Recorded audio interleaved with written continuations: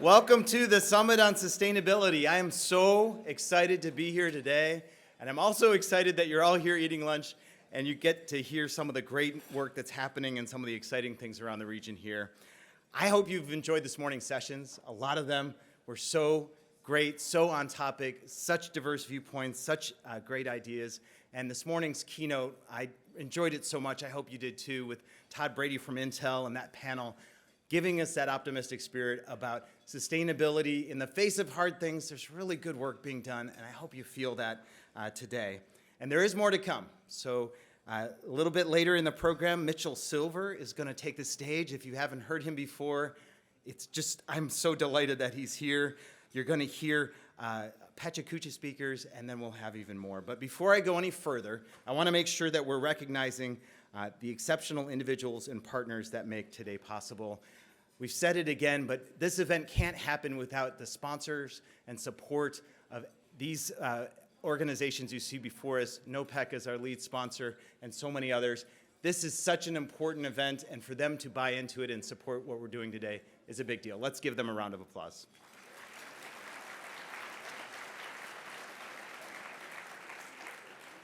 And you know I am so proud of my team at MORPC and the volunteers who worked to put this together, from Kirsten and her team and Niel and Amanda McEldowney, our event coordinator in the back. They put their heart and soul into this event. Let's give them a round of applause.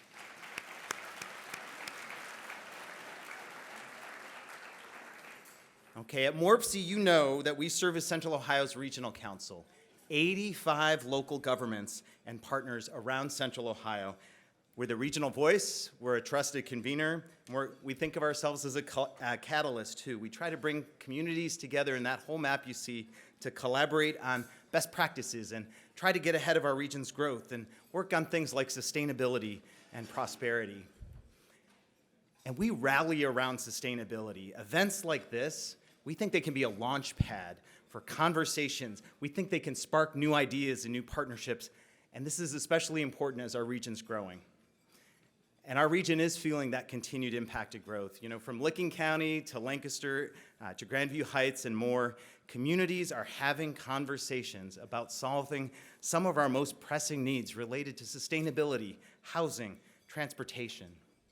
And you know, good work is happening too. Community leaders, they're working on building stronger neighborhoods, preserving environmental resources, giving access to nature, and building resilience from everything from water to energy. And if you're here today, I'm betting you do this hard work every day. Whether as a volunteer or if it's your career, this work is more urgent than ever.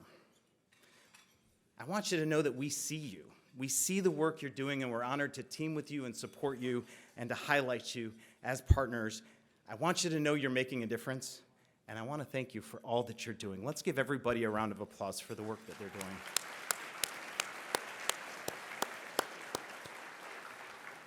You know, we like to say that working together is how this region grows better as we get bigger. And it's no coincidence that the theme of today's event is just that: collaborate, innovate, inspire. We think the urgent work of sustainability in this region and beyond is something we can only do if we're working together on it. And when you look back at this past summer, it's one that forcefully reminded us how urgent the situation is when we think about climate, when we think about our planet. And here in Central Ohio, we were witness to that very much on the ground. The worst air quality in 20 years, a consequence of the climate change-fueled fires in Canada. July shattered temperature records. Extreme weather events have affected here and across the country. These are times where we really need to rally together. And we know, too, that when we're faced with these kind of events, with this kind of urgency, there's a stark truth. Those who've been historically marginalized, underserved, and overburdened, they are also disproportionately impacted. And this is why MORPC and our partners are so committed to addressing the barriers that impede progress for so many across our region. We're actually working with a group of community leaders and private stakeholders right now to establish a regional equity strategy for sustainability and more, so we can guide our work as we're planning for our increasingly diverse region. And we're also focused on federal initiatives like Justice 40. If you've heard about this, it's where 40% of the investments in climate and clean infrastructure go to those neighborhoods that have been passed over, whether rural or urban, to help them get an advantage back so we can truly change and have an impact on things like poverty, pollution, and disinvestment. This is so important work that as we grow, we're not leaving neighborhoods behind. And so this is why a core pillar of our work is to do what we call, you've heard it a couple times, to create an environment for prosperity. And you know us for the objective data and the team to do just that.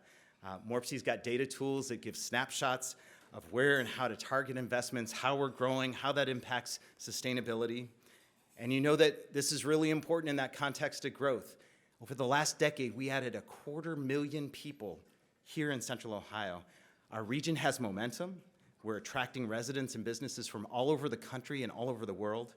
And we think that we'll be adding about 700,000 more by 2050. So the work that we're doing today, it's even more urgent to make sure that growth adds to our quality of life and adds to our quality of environment. Part of the way that we do this right is we need to listen to the people who live here today. And so to ensure we're hearing them to make sure that growth ensures that it's sustainable and that we're improving those things like quality of life. And one way we did that, and I'm so excited to take us to our next step here, MORPC launched the Leaders Listen survey. This is a partnership to learn what's on the mind of our residents all across Central Ohio. It's a continuing partnership with the Columbus Dispatch and our work with a group called Measurement Resources, which is a local agency which helps organizations like us focus on improving outcomes, programs, and lives. And together, we invited Central Ohioans from all across the region to share their input on key issues. And the issue we focused on for our most recent survey is about sustainability. And we want to share those results with you here today. And I'd like to invite up to the stage the two who will share that, and our key partners with Amelia Robinson from the Columbus Dispatch and Charlie Baer from Measurement Resources. Let's welcome them to the stage. Thank you, William. My name is Charlie Bauer. I'm the Executive Director of Measurement Resources Company. We are pleased to partner with MORPC on the Leaders Listen project. Our job is to ensure the integrity and of the survey methods and response data, which we provided to MORPC's brilliant team of analysts. The Leaders Listen series, which was launched this year, is a set of short surveys produced by MORPC that invites residents in Central Ohio to share their input on issues that they care most about. We obtained feedback from more than 2,000 residents across 140 zip codes and in the 15-county region. Survey participants shared their opinions on the environment and sustainability issues. Thanks to the partnership, we secured input from a wide variety of participants throughout the growing region, as William mentioned. For the first time, we made this survey available in both Spanish and Somali to ensure these communities could participate and provide input on this important topic. I personally visited 5 Somali markets to post survey recruitment flyers and interviewed a couple folks there. It was a great joy as part of the project. We're excited to share the initial findings today. Amelia? Thank you. Good afternoon. I'm Amelia Robinson. I'm the Columbus Dispatch's Opinion and Community Engagement Editor. As you guys all know, sustainability remains a central concern for our readers, resonating in large part with its direct influence with people's quality of life. Vital aspects such as safeguarding our natural resources, planning and preserving green spaces, and achieving alternative energy take a greater significance as we plan for our region's growth. Engaging residents and businesses is more important now than it ever has been. Through this partnership, we hope that our decision makers, that's all you guys, gain insight to create policies that drive the advancement of sustainable measures in the Central Ohio region. So, without further ado, here are some results. All right, planning for a more sustainable region is MORPC's starting point. After a summer that featured some of the worst air quality in 20 years, it was fitting to ask and start with the question, how would you rate your air quality? Vast majority of respondents indicated good to excellent outdoor environmental air quality for their neighborhoods, and more than 80% of respondents rated air quality in their home as good to excellent. Younger respondents were more likely to rate indoor and outdoor air quality as poor or fair compared to their older peers. Interestingly, no respondent born pre-1940 ranked their air quality as poor or fair. The ratings of indoor and outdoor air quality as poor or fair steadily increased for each decade of birth. This information is interesting when you consider that the EPA and the Clean Air Act were both established in 1970. Since then, we've seen significant improvements to air quality. Similarly, the Clean Water Act was passed in 1972. This may explain some of the differing perceptions across age groups, since regulations have generally improved air quality following the establishment of the EPA and environmental regulations took effect. When you look at the question of how would you rate your water quality, survey participants were nearly evenly split in rating outdoor environmental water and quality of drinking water in their homes. A third of respondents rated outdoor water quality as poor or fair. Slightly fewer rated it as very good or excellent. Similarly, drinking water quality had a comparable even split, measuring nearly a third of respondents are not resonating as satisfied with their water quality. Of those born pre-1940, none rated outdoor or drinking water quality as poor or fair. The rating of indoor and outdoor air quality as poor or fair increased for each decade of birth. Notably, among all participants, those who identified as Black or African American were the only group for which both drinking water and environmental water quality fell short of the expected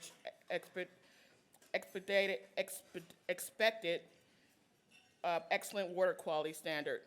Only 18% rated each as very good or excellent, and nearly 50% rated their quality as poor or fair. Conservation of green spaces and waterways is also on people's minds.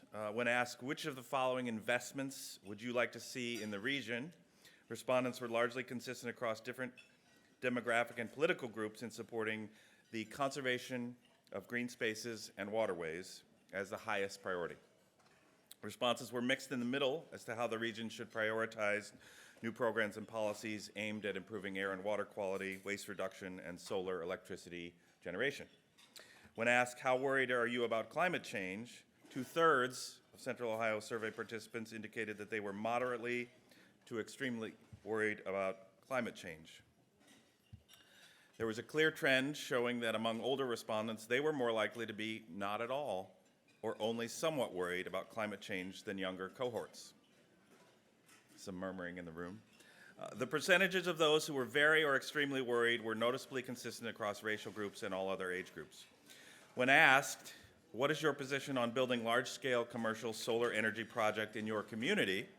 Among all survey participants, nearly 2/3 support large-scale commercial solar power developments in their communities. By far, supporters cited environmental and economic benefits. Interestingly, among the approximately 12% of respondents opposed to these developments, environmental, economic, and aesthetic considerations were their top 3 concerns. When it comes to respondents' self-identified political orientations, residents identifying as very conservative were least likely to support commercial solar energy projects in their community, while residents identifying as extremely liberal were most likely to support. It's noteworthy that these identifying as moderates, our largest individual set of respondents, were much more likely to support commercial solar energy projects in their community than not, with 62% in favor and only 10% opposed. As we all know, the 15-county Central Ohio region is forecast to grow in population to 3.15 million by the year 2050. Building and growing sustainable communities for current and future residents will continue to be on the minds of those who live and work in this region. It is also noteworthy to mention that the survey participants were asked, how satisfied are you with how local decision makers are addressing the Central Ohio region's environmental quality needs? More than 70% of respondents feel that leaders are not at all too moderately addressing our environmental quality needs. It is clear that there is still much work to be done to listen to our residents. We are encouraging you to watch for more information on the complete findings of this survey by following MORPC on social media and watching the website for releases of the full report this fall. Community engagement and feedback such as this will help better inform all of us as we support the pursuit of sustainable initiatives in our community. Thank you.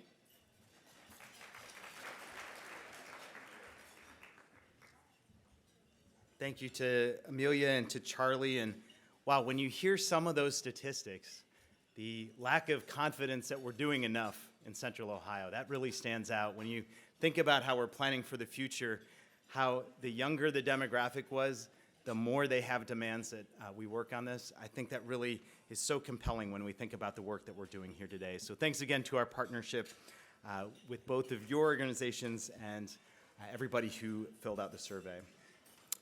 So the Leaders Listen survey and other tools that we use provide valuable insights into the work that our communities are doing with us.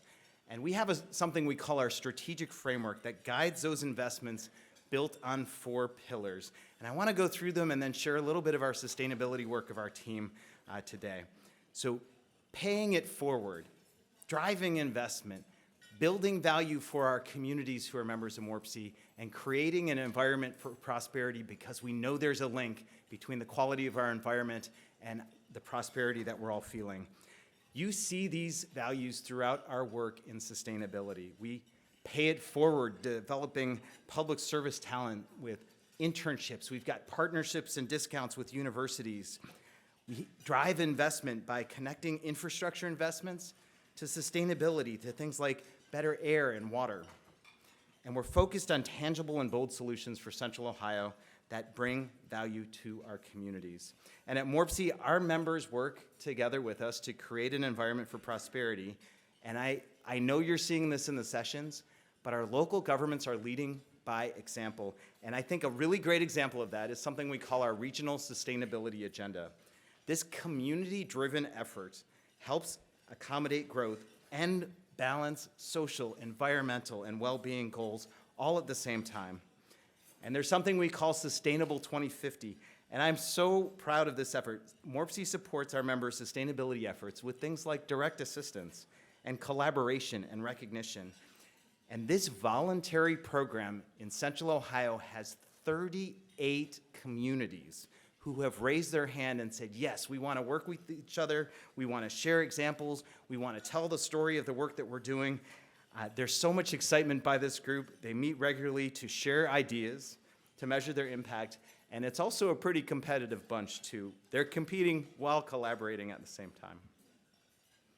Now, we've talked a lot about air quality today, and we're going to keep talking about it because this summer really stands out as a moment where we need to pay even more attention to the quality of our air. It was the worst in decades, and this is something that our team works on. Throughout it all, our air quality team engaged with residents. We notified people about the quality of their air, unhealthy pollution levels. We worked on the forecasts. We have something called air quality alerts too, which helps notify people to protect their health. We also do work in education and collaboration with local governments and businesses to reduce health impacting emissions throughout the year. We know that residents really need information, and we want to make sure that we're informing them so they can take precautions, and this is so important. And you know this if you have a family member who has asthma or a heart condition or other health condition that bad air quality can impact. We really want to get the word out about this. While clean air is important for everyone's health, we also know that studies show that if you're living in a marginalized, low-income community, you're also disproportionately impacted by the quality of your air and air pollution. And our team on MORPC has very thoughtfully worked with communities and nonprofit organizations on something we call the Neighborhood Air Monitoring Program. So we're looking not just at the region, but at a very local environment and communities that need the most attention. So we're paying attention to their air quality and pollution there too. I want to ask you for your help on air quality. The easiest way for you to do this is to get the word out about air quality alerts. If you're a community or nonprofit organization, post it on social media, help folks sign up for it. We've also talked a lot about water today, and we all know living in Ohio, we think about this as our competitive advantage, whether it's agriculture or manufacturing or technology or just living here. But water is also helpful and important and vital for public health and for recreation. And we really engage in this in a couple different ways. So the biggest example is our Sustaining Scioto Board. This group has been working together to ensure that we have clean and abundant water resources, that we work on things like advancing adaptive strategies like green infrastructure. We're also focused on rural and agricultural communities. If you didn't know it, we partner with the American Farmland Trust and soil and water conservation districts across central Ohio. We're also working, as you heard this morning on the panel with Ohio EPA, on various things, including county water resource management plans, so that we're looking at where pollution is, and we're looking at things like sewer service areas so that we can get in front of growth. And the director this morning, Director Vogel, mentioned we just kicked off a regional water study so that we are comprehensively getting in front of that growth. We want to make sure that it helps look at things like supplies, but also resilience, nature, and also helping to make sure that when businesses or housing developers or whoever are looking for development, that we're being really thoughtful about our water resources at the same time. We are also working on something called the Central Ohio 208 Plan. We've done this in 10 counties so far. This is where we work to plan service water quality and look at the impacts of growth on things like wastewater treatment. This is so important because communities can't plan land use. They can't get in front of growth unless they're thinking about water quality and water service and environment all together, and that's what we work on them. And on a fun note, but an important one, we also, every summer we do Riverfest. And this is, if you haven't done this, it's a summer experience where everyone gets together on recreation, art, education, and water conservation. This past summer we had hundreds of residents. It was really great. I know Dr. Tay is here. It was really a great effort that connected the importance of our waterways to getting out on the water downtown Columbus with art, and we're really proud to continue to work to help people to protect this resource. You know, we're MORPC, and so air and quality, we think comprehensively about how that also connects to things like housing and transportation. And you've heard it here, you'll continue to hear it. Housing is not just about getting people in homes, this is about a sustainability challenge. And we know that one of the most sustainable things you can do is help keep a vulnerable family in the home that they're already in. And if you didn't know this, our team works on this throughout the region on weatherization and home maintenance. It's one of the most cost-effective environmental actions that we can take, and we've been doing this for a long time with our weatherization services to low-income households for energy efficiency and safety. We know there's partners around the region like Impact that do this work too. Last year, we also introduced a program on lead abatement so that we're helping those most vulnerable homes reduce health safety hazards. And we wanted to really dig into this, and I'm so proud of Robert Williams and his team on residential services because we studied the impact of this program. We wanted to know how it was impacting disadvantaged communities. And earlier this year, we learned that this team has served 20,000 Franklin County residents since they started it. That's a lot of people. $9 million in important improvements to keep them safe and comfortable and warm in their home. This is a big deal, and we need your support in getting the word out about these programs too.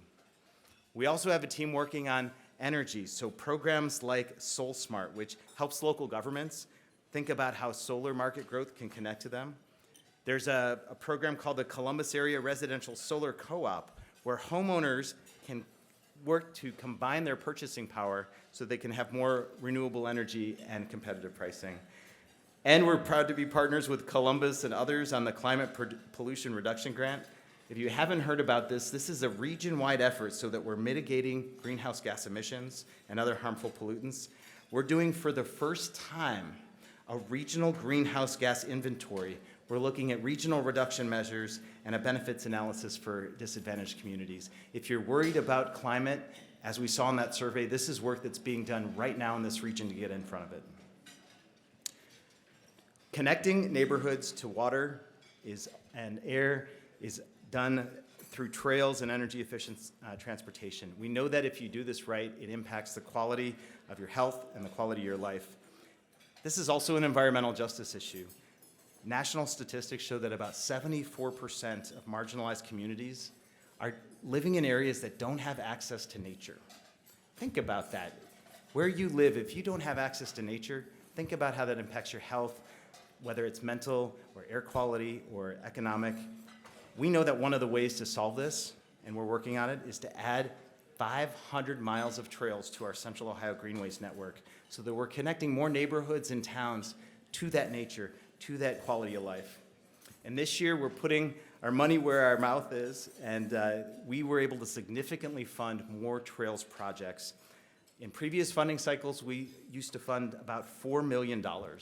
But I am so proud of the community and the local governments who make this happen.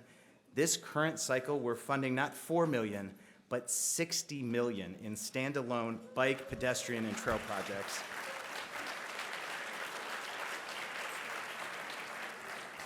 The impact this is going to have will be transformational, and we're just so excited to do this.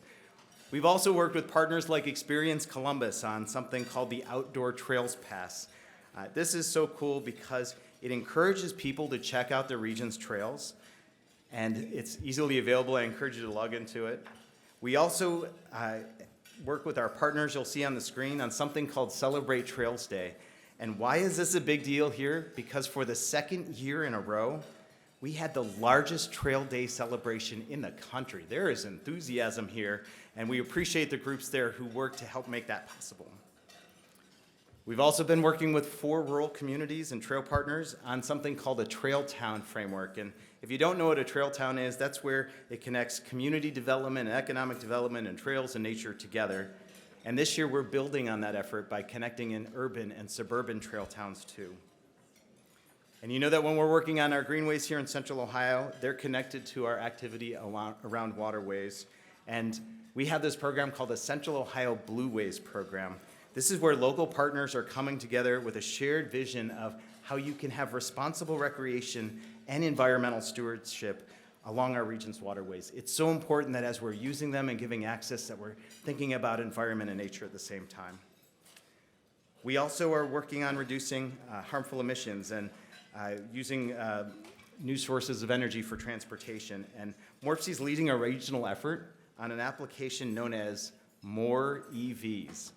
There are so many partners on this, but if awarded, this is a $15 million investment that could leverage another $7 million to fund 62 new EV sites across the region, rural, suburban, urban, disadvantaged communities, and more. And then there's this little thing we call Link Us. And when I mean little, it's not little at all. This is transformational. It is a comprehensive mobility and growth initiative. Think about this as where safe sidewalks, fast and reliable public transit, protected bike lanes, and expanded trails link up with jobs and housing. This is sustainability in motion. It could connect neighborhoods like we haven't had before. We're a region that deserves better options, and this is something that could deliver that in our region's core and beyond. And if all goes as planned, a vote next fall will help secure the funds to make Link Us a reality, and we'll be looking towards that.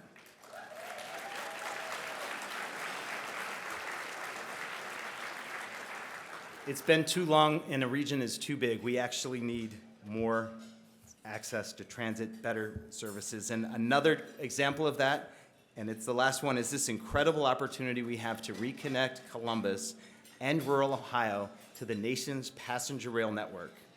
If you joined us at our State of the Region in the spring, we shared a stat that just blew us away. 90% of our respondents around the region said that it would be helpful or very helpful to bring passenger rail to Central Ohio. If that's not a vote of what we need, I don't know what is. Passenger rail, it's about sustainability, prosperity, access. It's about business opportunities. This new network could literally be the best business case in the country and allow us to go to places like Pittsburgh and the East Coast, Chicago, Cleveland, Dayton, Cincinnati, and the places in between. And keep your fingers crossed because we think we'll hear in November if we got that opportunity. You know there's so much more that we could talk about, and our team is so proud and so passionate about the work that they do. We know that thinking about sustainability, there is so much more work we all have to do.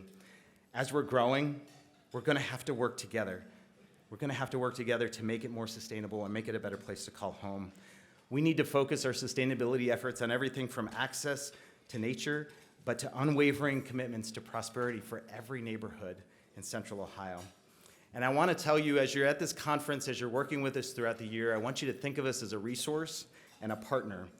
We like to call ourselves a data and collaborative engine for Central Ohio. We have optimism about where we're going. It's not a naivety about how hard it'll be. It's about how we know we can have an impact if we work on sustainability together. And I know that this room are partners in this. I know that you'll challenge us and that you'll push us forward and you'll have good examples.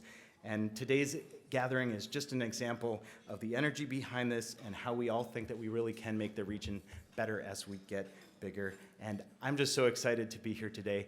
Thank you for the time to share our accomplishments. And now this is really fun. I have the distinct honor of introducing our keynote for lunch, Mitchell Silver. And Mitchell, as you make your way up, Mitchell serves as the Principal and Vice President of Urban Planning at McAdams. He works on advisory services in planning, land use, parks, public space, all these things that we care about with an emphasis on diversity, equity, and inclusion. He is an award-winning planner with more than 38 years experience. He's a prolific public speaker all over the world, and we're so lucky to have him here for the first time in Columbus, Ohio. He's previously been the commissioner of New York City Parks. He's also been the chief planning officer in Raleigh, North Carolina. And as a planner, this means a lot, Mitchell. He was the president of the American Planning Association and the American Institute of Certified Planners, AICP, in the room. This is our guy. And Mitchell is around among the nation's most celebrated urban thinkers. Listen to this list. He's on Planetizen's list of the 100 most influential urbanists, the UBM Future Cities as one of the top city innovators in the world, and the Urban Times is one of the leading international thought leaders of the built environment. Can you imagine a better, more exciting speaker to have here today? He's an exciting guy. He's a motivating guy. Let's welcome Mitchell Silver to the stage. Thank you, sir. Have fun. Thank you, William. I better be good. Well, first, let me just say good afternoon. It is a pleasure to be here. If you don't know, I want to thank William for his outstanding leadership and his team. Kirsten, they tried last year to get me to come here, but I go to Australia annually around this time to speak. And I actually told Australia I'm not coming this year because I'm coming to Columbus, Ohio. This is a true story because they've been texting me all week. It's a pleasure to be here, and it's refreshing to see a region that understands the importance of working together. I now live in North Carolina, the Research Triangle, and it's so important that we all know these issues don't stop at our boundaries. So it's refreshing to hear all the exciting things that MORPC is doing. So I'm going to talk about the importance of parks. I became Parks Commissioner. Let me tell you this quick story. So I'm plan director, urban planner my entire life. I'm in North Carolina, grew up in New York City. New York City called as a new mayor and said, you know, we'd like you to come to New York City. And I said, sure, to do planning. He said, no parks. And I said, no, that's okay. I'm a planner. But I have to tell you, I did accept the job primarily because the mayor wanted me to come up with a new vision for a 21st century park system. But all my planner friends, did I do something? Oh. All my planner friends said, I can't believe it, you're a sellout. You're leaving planning and going to parks. How can you do this? And it really hurt my feelings. And it wasn't until we had this conference in New York City where I got to our annual conference and I did the opening on behalf of the mayor. And I said, you know something?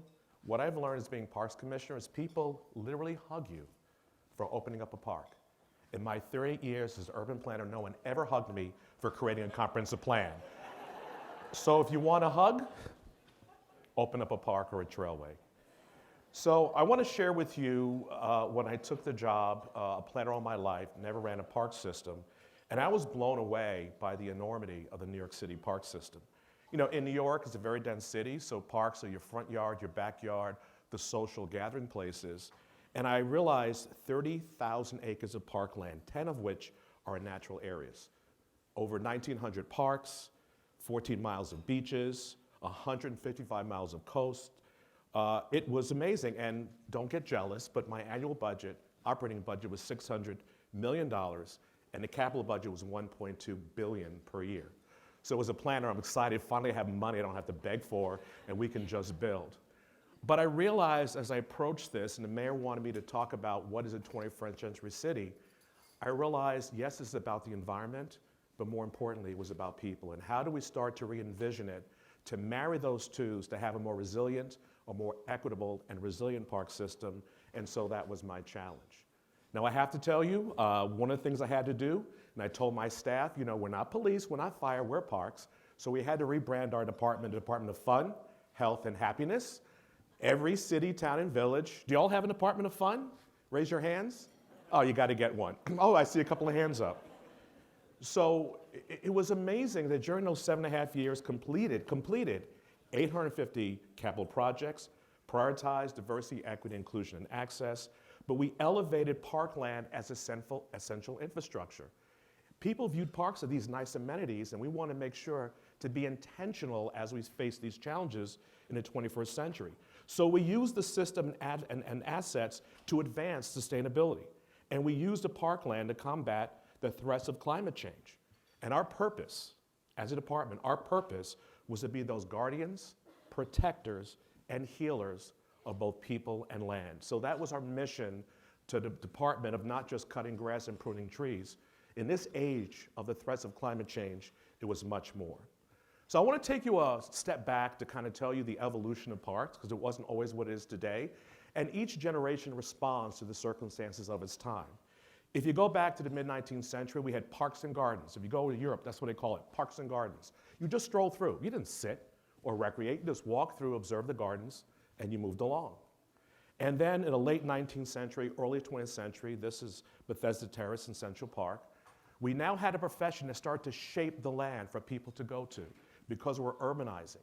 These democratic spaces that were open to all people, and that became a movement that started to transcend across the United States, where everyone wanted these green spaces that people can go to. And then, this is under Robert Moses, the first Parks Commissioner, my predecessor, he realized how people were dying in the street by running into the street, and kids were getting hit by cars and horse carriages, jumping in the river and drowning, and started to build these recreational facilities and playgrounds across New York City. And that was the beginning of the recreation era, and that's why I met Bernita and Tom from Metro Parks, and she's from Columbus Parks. They actually called the Department of Recreation and Parks. It all started in this era, to understand we need the spaces where people can be safe. And then, very recently, we had this environmental movement where all the manufacturing plants and all the industrial places really started to close, and we had all this contaminated land, mostly near water, that needed to be cleaned and healed and put back to productive use. The question, and I'm so thrilled, this is Brooklyn Bridge Park. There was a terminal there. No one ever got access to the water. And now with cleaning up these industrial lands and giving it back to the public to have access to nature, who knew you can kayak in the East River right off of Brooklyn? So the question is, that's where we were, where are we going? And I have used this chart for the past 15 years, and I update it on a regular basis to talk about the emerging trends and challenges we have to face in our profession. And you can see climate change, extreme weather events, droughts, flooding, wildfires. You talked about the air quality from Canada, that these are the issues that we have to address, including the public health crisis, divisive politics. And so the question is, we now have to step up looking at our parks as a way of starting to address some of these issues. So the question is, so what's next for parks? What role can parks and green space and public space play? And so that is a challenge that I told my other commissioners that we had to address in New York City. And so we began to talk about the role that parks serve. And I'll never forget, a deputy mayor said, why should I give you money and not the fire department? That really got me angry, but it forced me to think about the role of parks. And I said, you know something? If you don't think it has any value, let's shut it down for a week to see how the public responds. Now, I didn't know in COVID that dream would come true, but people began to understand the importance. But these are not just green spaces that sit in isolation. These are public spaces for people, where memory is created, where people go to feel alive. It is not just an amenity, it's now a vital part of a community's essential infrastructure. Gives you access to nature, clean air, clean water, cool places. the first line of defense against climate change, and I'll go over some of these points. A system to advance sustainability, physical and mental well-being, and we just saw Trail Towns, a way of being an economic driver. So we started to reposition the role of parks, not just these green spaces, it's much, much more. So I'm gonna quickly go through some of these. I know I have a time limit. If I don't get through all of them, I'm gonna move into Pechakuster style, and I'll make the presentation available to you if I don't get to all the points. But I wanted to show how you infuse sustainability, not just for place, but also for people. And I know Will talked about it, and William in his presentation, the importance of also having a sustaining place for people. One of the first things I had to do, the mayor was very concerned about equity in our park system. Equity means fairness, that we came up with in the first 6 months a framework for an equitable future. But we had to define whether New York was or was not equitable. It turned out over the last 20 years, New York City spent close to $6 billion improving its park system. We added more land, and we came up with this walk score. We wanted every New Yorker to be within a 10-minute walk to a park. When I became commissioner, it wasn't just about proximity, it was about quality. Because I can walk to one of those public spaces, and I wouldn't let my child or a grandchild step foot in one of those spaces. So be careful when you use metrics. It should be a 10-minute walk to a quality park, not just a park. And you'll see some of those in a second. So we had to take a look back and find out how many parks within 20 years of that $6 billion received little to no funding, and it turned out there were 215 parks. Here were these neighborhoods that desire to have these wonderful quality spaces, but they saw other parks being developed, but in their neighborhoods, again, the most underserved neighborhoods were passed over for 20 years, from kindergarten to college, no change. And we knew that wasn't fair, and something had to be done. So we launched this program called the Community Parks Initiative. The mayor gave me money to redevelop entirely from the dirt up 67 parks. But I say, wait a minute, let's not just do a park, let's do Park Plus. Let us think about resiliency and sustainability. Since we have these assets, let's do it differently, and that's what we started to do. We got about $50 million from the Department of Environmental Protection to start to partner with us to rebuild these parks to be more sustainable. So this is called Impervious Park. No, it's not. It's one of our playgrounds in New York City. This is where we grow up. You know, there's not one blade of grass, but this is that walk to a park. That's why I'm saying be careful of the metrics. So I do nickname and call it Impervious Park, and I used to say, is this a park or a parking lot? But this is a public space that kids had to play in and hadn't changed since it was built. This was built in a Robert Moses era. Now this next one, a little bit different. It has a bench and trees. So I suppose you can go there, have a picnic, propose. And I got very upset that this is what we called a walk to a park, and we knew something had to change with an eye towards sustainability and resiliency, but thinking of people first. So I have a background in architecture, that's my degree, and so we decided to come up with a whole new approach about how to change these public spaces. And we came up with this new approach, adult fitness equipment, spray showers for kids that couldn't get to the beach. We wanted these to be very colorful and vibrant centers, town centers where people come together. What I got excited so much is that people said, please, we want horticulture, we want green. And so we focused on greening up these spaces, breaking up the impervious surface, and then started looking at stormwater capture in almost all these parks. And for us, it was a whole new design approach, not just replacement in kind, but now how do we use this opportunity to be more resilient and more sustainable as we grow? And then we quadrupled the amount of seating. Our seniors love to be out in public space, and so these are places we wanted them to gather so they could age gracefully, and we wanted people to come and stay and enjoy the beauty of the oasis of a green space. So I'm going to share with you one of the examples of the parks. This is in the South Bronx. We now renamed it to Marie Antonetti Park, but this is right near Community College, South Bronx. It's now transitioning to be a better place. And, you know, very scary, foreboding entrance, and that's what it is, not a space I go to. But unlike the asphalt impervious park, this one had vegetation. Unfortunately, it looked like this. So when I told you I did not want my child or grandchild step foot in a public space, that's what I was talking about. I was embarrassed that that was a park. And so we knew we had to take this new approach. Here's the schematic design. Multi-generational, all different places. This is across the street from a community college. There's the green lawn, there's stormwater capture in here as well. Here is the vision, and you now see the college in the background, a place where people can come and gather because no one even knew that park was there. It was so bad. And so I'm pleased to say during COVID, we opened it up. Wasn't able to see how students interacted once we opened it up, but this park truly made a big difference. Do y'all remember Impervious Park? That is now Pervious Park. That's the same playground. That's the same park. Now, the construction fence is still up, but that's the rain garden you see on the one side, actually on both sides, by seeing the drains. And so this was our commitment, not just to build it back, but build it back better, to be resilient, and for people to enjoy. The next story I'm going to share with you is one that is quite moving. This is another asphalt playground that we converted. And I remember that day, opening day, there was a little boy, Hispanic, about 8 years old, would not come into the park. Now, we have cool events when we cut a ribbon. He would not come into the park. And I asked one of my staff people to say, speak to that young man and ask him why won't he come into the park? And his answer was, 8 years old, he didn't want to come into the park. It was so nice because he didn't know how much it cost.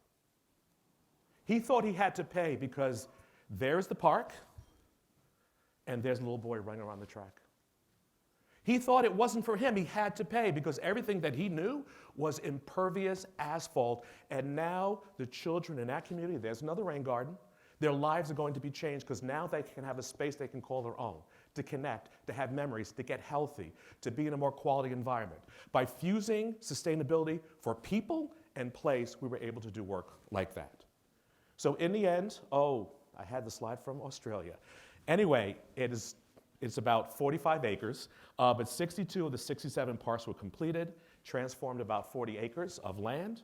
We established friends groups so they would continue the ownership. And guess what? When you design quality material, the public respects you.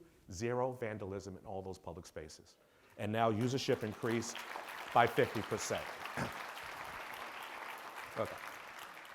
Let's move into access. When I say access, I was very concerned coming to New York City that the quality of the public realm, I believe people may eat and sleep in their homes or apartments, but they live in the public realm. That's where life takes place. That's where interaction takes place. And so while previous generations were consumers of goods, the newer generations are consumers of experiences. So I challenged my staff that I don't just want you to be planners or designers, but I want you to be experience builders. And when you think of these public spaces, I want you to start thinking about the experience of the place. And so that was our key focus.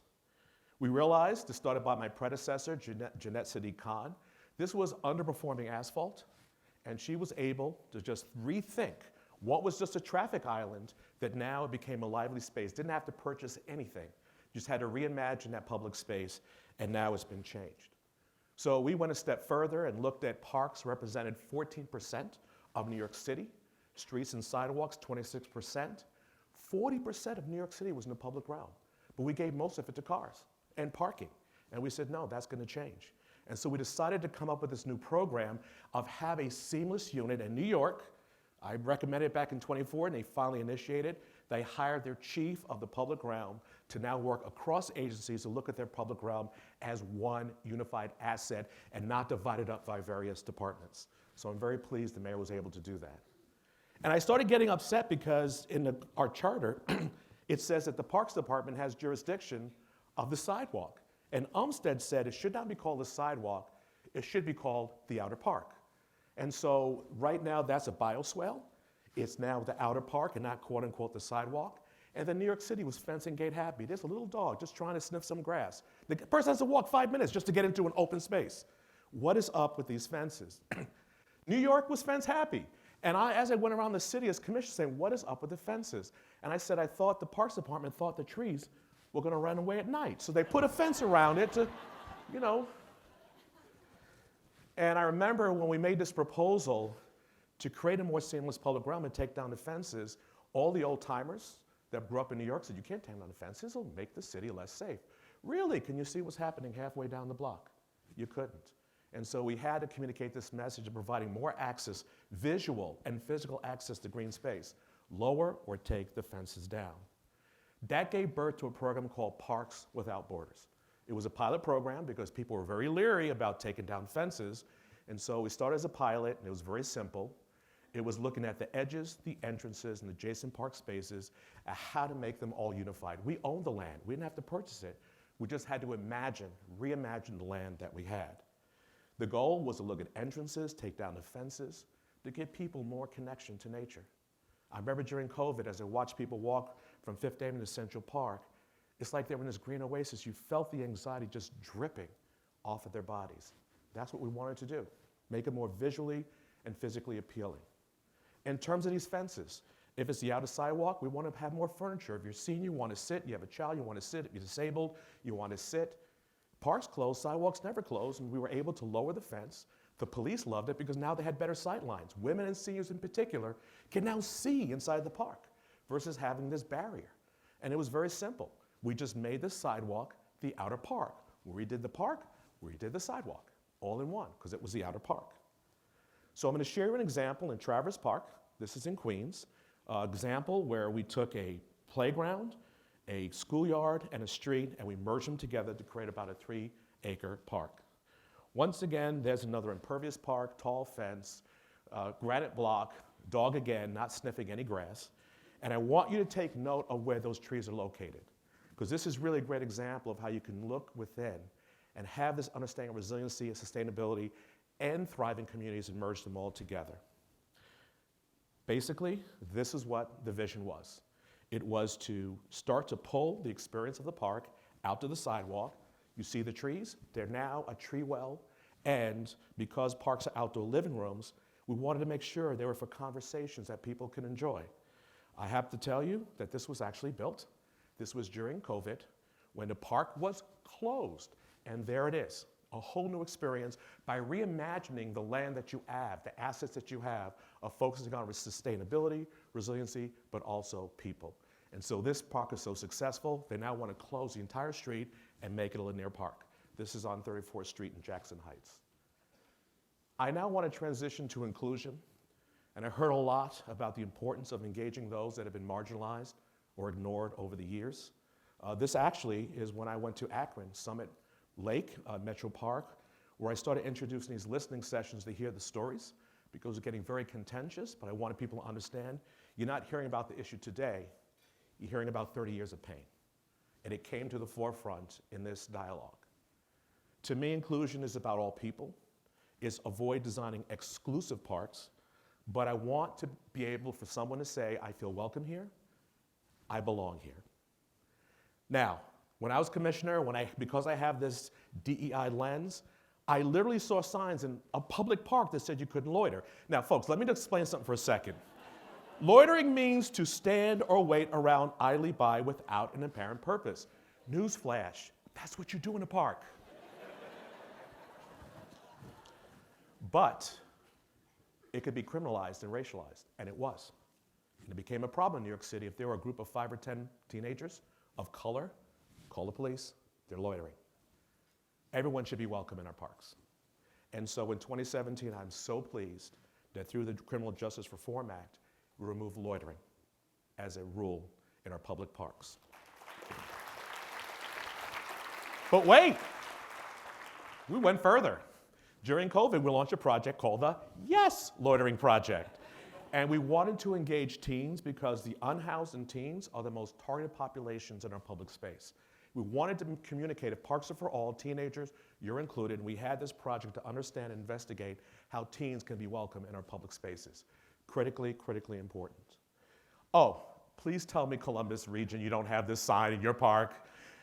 This was something, I think, because of pedophiles, and so they put this sign. So if you were over 12, you'd get a ticket if you came into a park. So I got so angry, I said, you know, I'm going to make sure we have a program where any park that has that sign, you can rent a child, and then you could go into the public space. We got rid of the sign and opened up over 500 parks where people before were excluded because of that sign. I want to check my time. How am I doing, Kirsten? I'm good? Okay. Is that 5 or 10? 5? Oh boy, okay. This is where Pechakusha jumps in. I'm gonna go through this one very quickly. I just wanna say that during disruption, I learned a lot during COVID and isolation. I myself was going through a lot of trauma, and so we started to capture the stress and reactions people get from being isolated. And so here are some of the things. Because I knew at Parks we had to do something to help our community, we didn't know about the Trauma Stewardship Institute, but we took a class and found out all the ways that we could help our community get through this very, very difficult time, get outdoors, admire art. And so we became very intentional about the importance of parks and green spaces to our community. And I say that parks and greenways became our sanctuaries of sanity during COVID because they have the power to heal, but also bring joy. And so I believe our parks should be considered as part of our healthcare system. So again, as we sustain our health, we need to understand the importance of our green spaces. And of course, you know, being the fun place we are, you couldn't hug a person, but you can hug a tree, and we put 2,000 of these signs all over New York City. LeVar Burton got in the act. We had all these Instagrams, and one with a foot, you know, just really short. Oh, just caught a cramp. All right. But it was a way of just showing how we can be different in our role. Now, I'll have to stop here for a second, because right after Black Lives Matter, the death of George Floyd, our staff was traumatized. Long story short, they wanted to do something to show some commitment to what had happened and align with what we were seeing throughout the city. We decided to create this special space called Juneteenth Grove. There were 19 benches. We planted 19 road-bud trees in a place where a lot of protest took place. This was a very, very painful period for a lot of us across this country. As part of this effort, it was called Juneteenth Grove. Before Juneteenth became a federal holiday, it is now a major destination where people come to for Juneteenth. As part of the therapy, our staff painted the benches because they were trying to get through. This was few weeks after George Floyd was murdered. It was just that fresh. And I had the privilege of planting one of the 19 trees and prayed for those that preceded us, and also prayed for those that would follow, that we would become a nation where unity, and we would end all the bad things that are happening in this country. We wanted to make sure we created spaces where people felt welcome. And I have to tell you, when Juneteenth became official holiday, I was still commissioner. We were bombarded with permits that people wanted to be in that space. And to go by there that day, even though I didn't sign off all the permits, they came anyway, to see the joy, I can't begin to tell you how moving it was, where people wanted to be here because they felt a special connection. It was a place for joy, for protest, for reflection. And so it was important that we create these spaces for a population because of some of the trauma that we've experienced.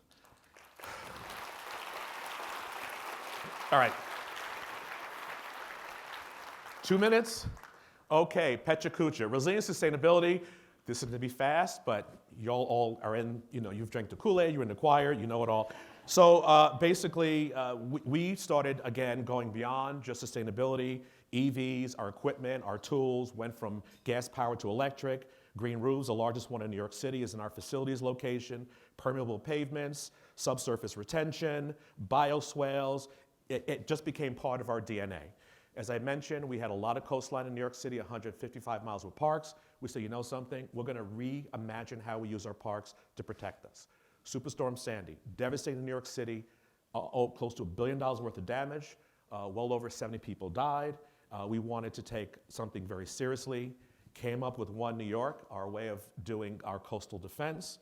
While there was one document that was done before I got there, I was there. We came up designing and planning for flood resiliency.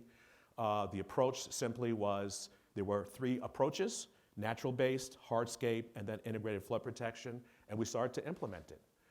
Here's one example in Long Island City. This is a floodable park. It is designed to flood, and you'll see that bridge. When it floods, you need that bridge because you can't get back to land.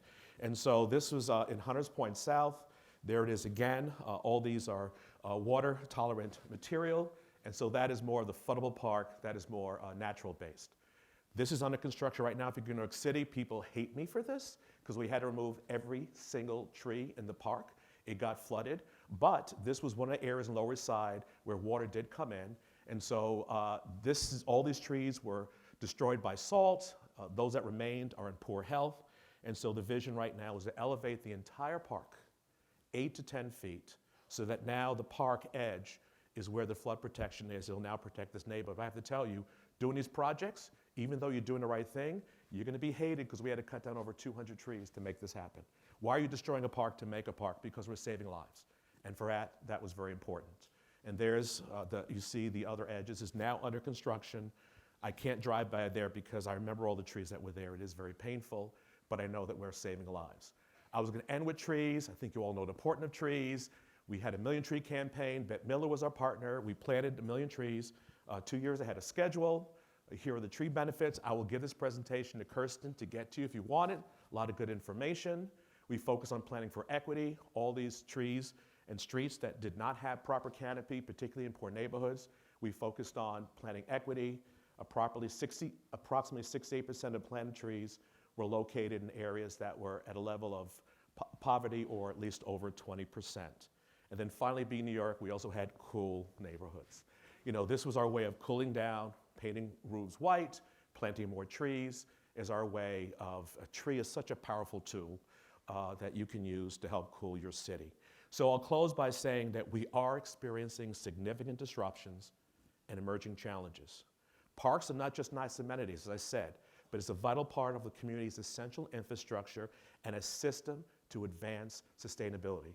Throughout this region, whether it's metro, local, or city, you have these assets before you.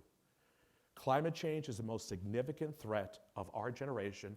I saw the survey, I'm older. Yes, climate change is a threat, and I'm older, so hopefully I can tilt the survey results. Let us commit to our purpose and pledge today to be guardians, to be healers and protectors of people and the environment. Because our communities needs us, our country needs us, and our planet needs us. Thank you all very much.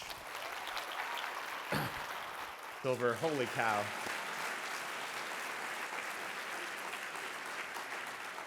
We will share that presentation, Mitchell, because I know people were trying to write down like, oh, I like that, I like that, I like that too. So a lot of great ideas we want to do.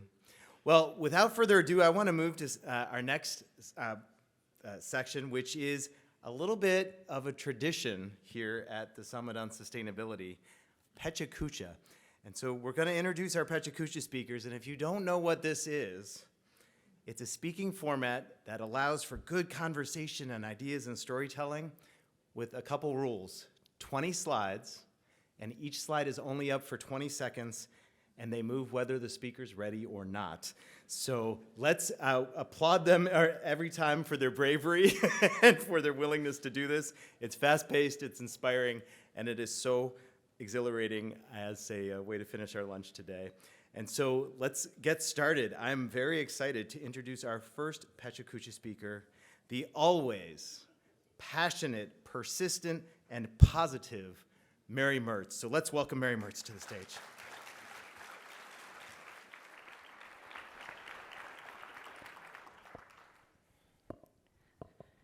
I have no clicker and no control, so be gentle with me. So I think we can roll it. Water. Water is everywhere, all around us. Over 70% of planet Earth is covered by water.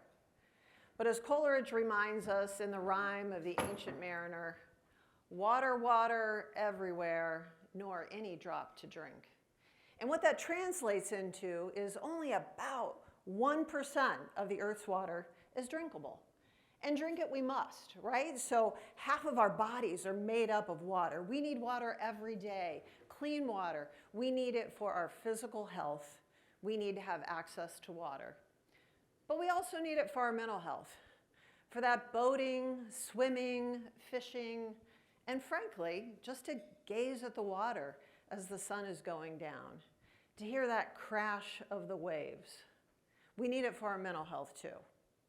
Now, I have a long and personal relationship with water. So this is a photo of me and my dad. I think I'm in junior high school in this photo, and you can see he is very intent on the race we're in, wherever we are. But I wanted to show it to you to say, I grew up about 1.5 feet above the water. So that's where I grew up. Unless we accidentally capsized, then I was in the drink. We tried to avoid that. But even now, decades later, every chance I have, I get out on the water. I love it. It flows through my life. I want to feel it, experience it, appreciate it. It is such an important part and central part of our lives, our waters. But we know Ohio has had its share of water challenges, right? And that ranges from bacteria, from sewer overflows, from those Canada geese, from other sources. And that bacteria can impact our ability to enjoy the waters around us or to have clean water to drink. We also have those hardworking farmers in Ohio. Every day they do their best to put food on our table every night, but the fertilizers they use don't always stay on the fields. They might run off, and the nutrients they contain under the right conditions and the right amounts can create problems for us. They can create, this is a satellite image of Lake Erie, and you can see the highlighted areas are harmful algal blooms, right? They are harmful, they are toxic, they can impede our water supply, they can make it hard for us to enjoy and recreate and have beautiful waters. But it's not just Lake Erie. Lakes across Ohio experience this. And down in southeast Ohio, we have yet another problem. This is an example of acid mine drainage. So before there were regulations on how you close down coal mines, some were done improperly. And the water flowing through, there are chemical reactions that create this acid mine drainage that eventually fouls our waters. But all is not lost. Have hope, do not despair. So we all know the 1970s kicked off decades of legislation to protect our environment. Now, we can debate all day. Maybe some of it goes too far, maybe some of it doesn't go far enough. But I think there's some consensus that the core of it moved us in the right direction. We're learning how to harness nature. How do we use wetlands and stream restoration and all of those natural solutions to clean our waterways, to take us back to where we used to be without all the paving and all the concrete? How do we recapture that to make our waters cleaner? And those farmers I mentioned, they're part of the solution too. So many of them are changing the way they do business. How, when, where they apply fertilizer, how they change their practices on the ground to be part of the solution. We're not all the way there yet, but I want to congratulate farmers for taking some steps in the right direction. And we're also trying to be innovative. So what you see here is a new innovative product. They took the results of acid mine drainage to extract the chemicals and turn that into paint pigments. So maybe there's hope that our recycling efforts, our water cleaning efforts can be self-sustainable. But if you care about water, what can you do? I'm going to say, get to know your own water. Get out there, see it, be part of it, enjoy it. If you're not on it, touching it, near it, you can't appreciate it, you can't explain it. So get to know your own waters. What are the rivers and creeks that go through your neighborhoods? And then go further, get to know your watershed. Where does the water come from that enters your neighborhoods, and where does it go to? Be curious, ask questions. This is central to your life. Know more about it. And while you're curious, and while you're educating yourself and asking those questions, take along some young people. Take your kids, take your neighbor's kids, take that pesky niece and nephew, take anybody you want. Get down to the water and touch it. And have fun with it and learn more about it so that you can be part of protecting it. It is a living laboratory. Take advantage of it. And litter, sometimes an overlooked problem these days. We have a slogan, a little litter creates a big problem. And so all of those plastics, one bottle, one wrapper, I know what we see in my business is these plastics and this litter are a much more significant problem than people recognize. So do your part. Plant a tree.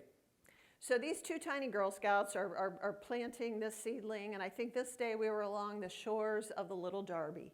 So just as important as those waterways that flow through our state are those corridors along them, those riparian corridors, those areas that we need to keep clean and pristine and replant. And finally, when you've done all that, speak up.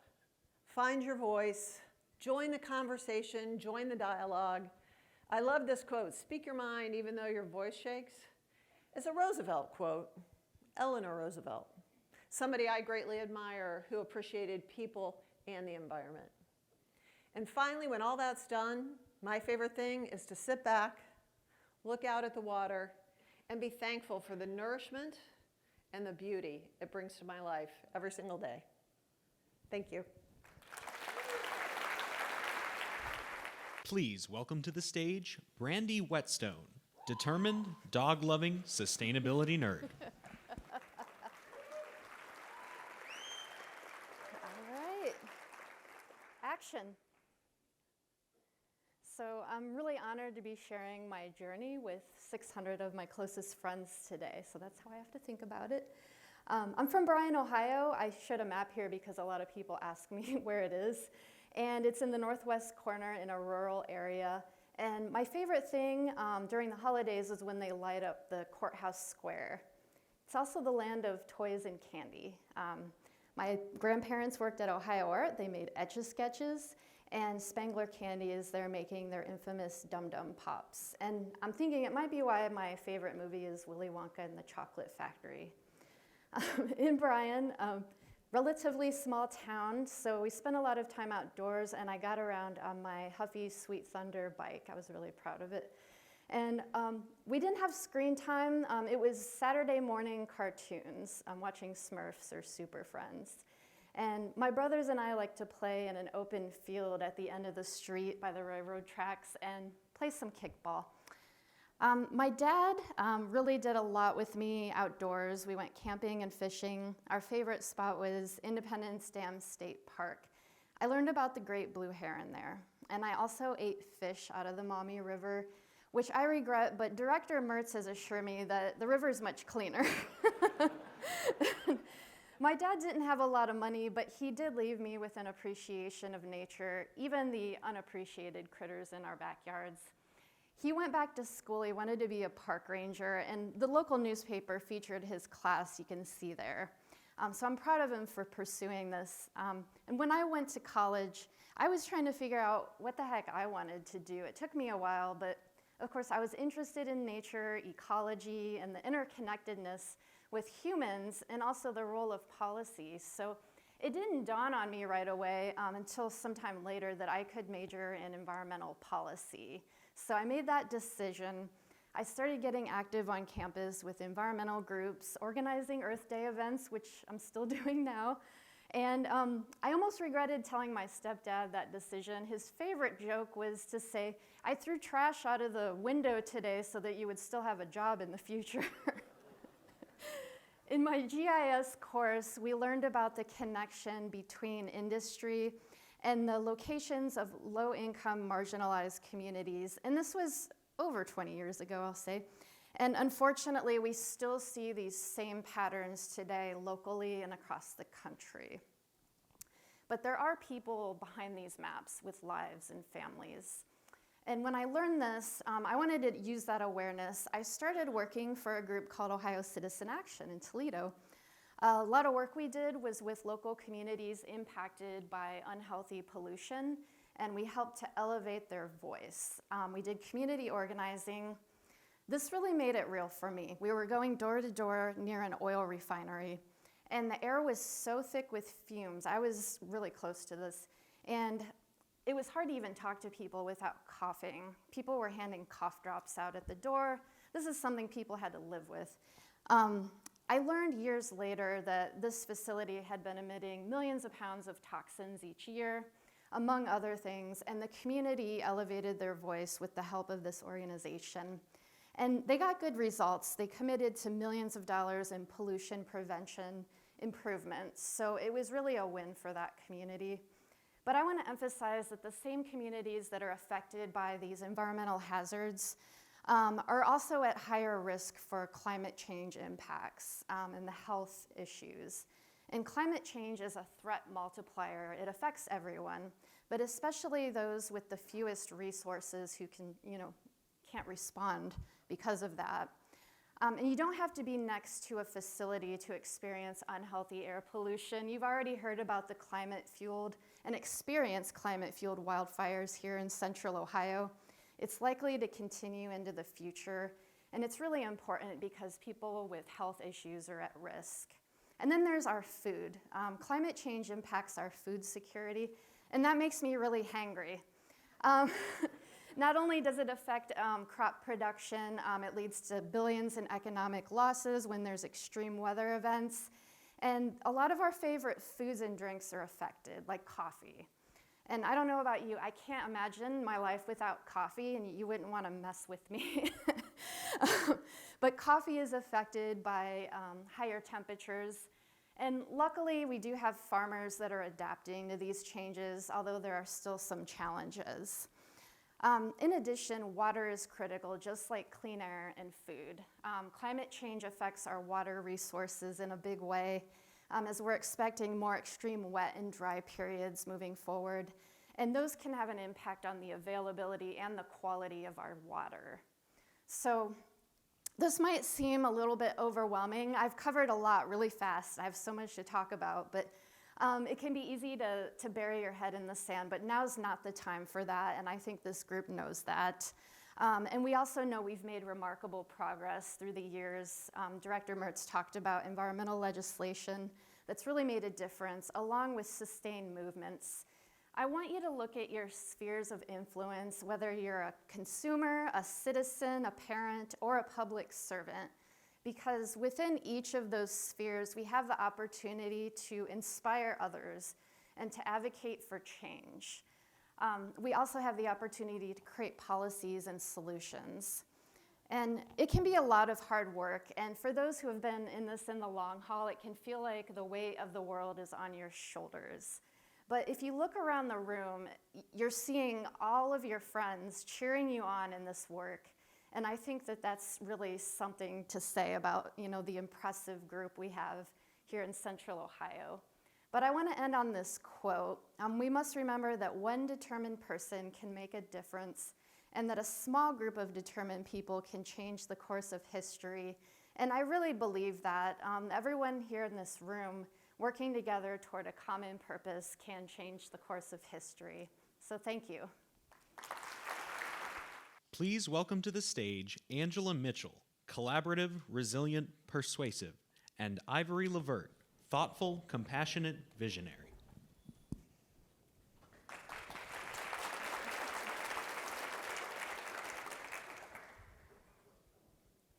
Sometimes, in order to look forward, you must look back. I'd like to begin by taking us back to the end of 2019. Do you remember what you were doing, what you were thinking, what you were feeling? I do. To be honest, I was heartbroken. I had just experienced a very unexpected, painful breakup, and my heart was shattered.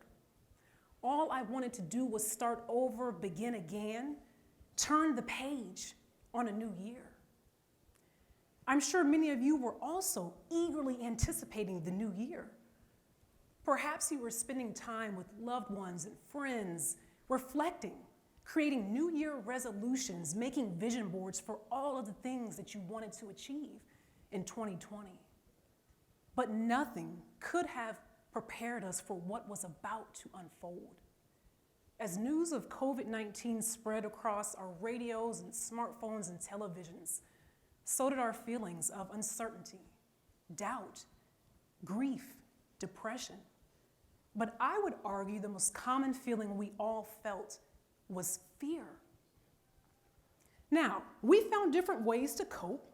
Some of us started new businesses, took up new hobbies, joined virtual book clubs, maybe spent a little bit more time than we wanted to with the people living in our households. And if you were anything like me, you spent a lot of time alone, thinking, pondering, wondering what if, and feeling more isolated than ever before. Each person in this room was impacted by COVID-19, but there was disproportionate damage done to the Black community. Not only did we experience higher mortality rates and risks of complications, we were navigating years of systemic racism and oppression that impacted our access to adequate health care.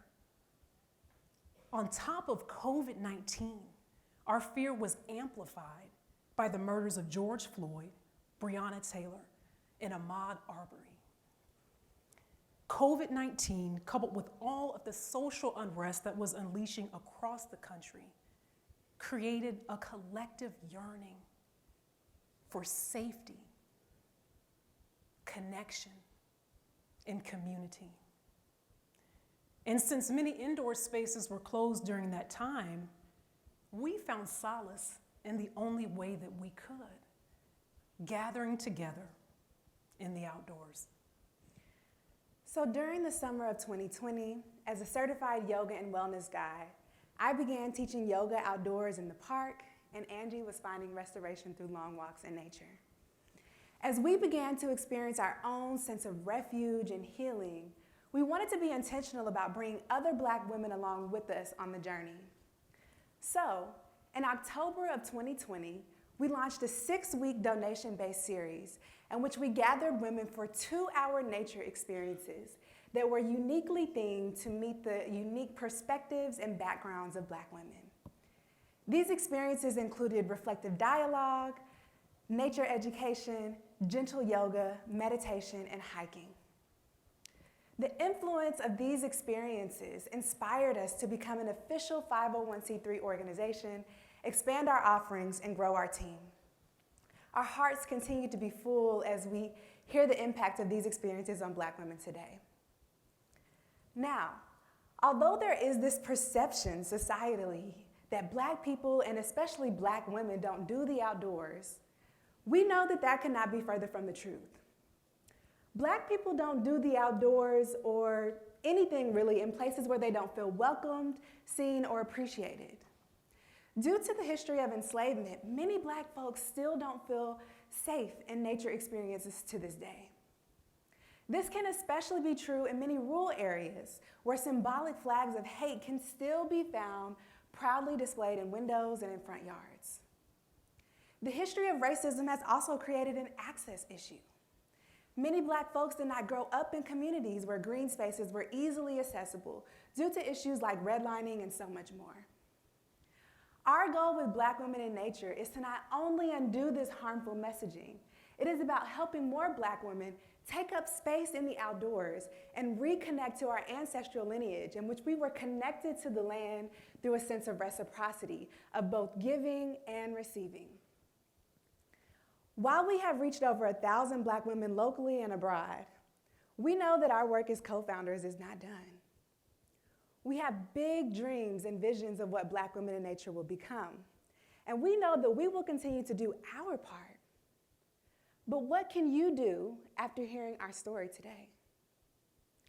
Amplify our voices and the voices of other organizations like us working to diversify the outdoors. Speak our names when new resources and funding become available. Share our stories with the movers and shakers in your community. Invite Black folks and BIPOC-led organizations to be a part of the big decisions when it comes to designing new green spaces. Don't simply make decisions for us. Involve us, listen to us, build with us, and pay us for our time. Stand up against racism, even when it's uncomfortable. Speak up for the small, subtle things and the big, overt things, even if it has nothing to do with environmentalism. Individually, we can do so little, but collectively, we can shift cultures and change lives. We hope you will journey with us and consider donating to Black Women in Nature today using the QR code on the slide. Thank you so much for your time. The inspirational voices from Black Women in Nature. We had the director of the Ohio Department of Natural Resources and MORPS's own sustainability officer. That was amazing. Let's give them a round of applause.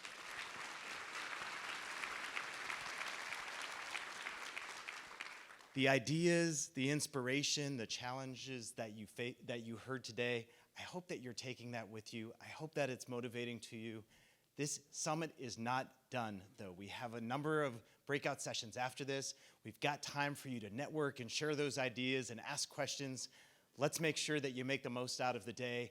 And remember that our team here at MORPS, we're partners for you. We want to support you. We want to be a place where you can bring your ideas and get things accomplished as we all work on these urgent issues. Thank you. We are adjourned from lunch. Go enjoy those sessions.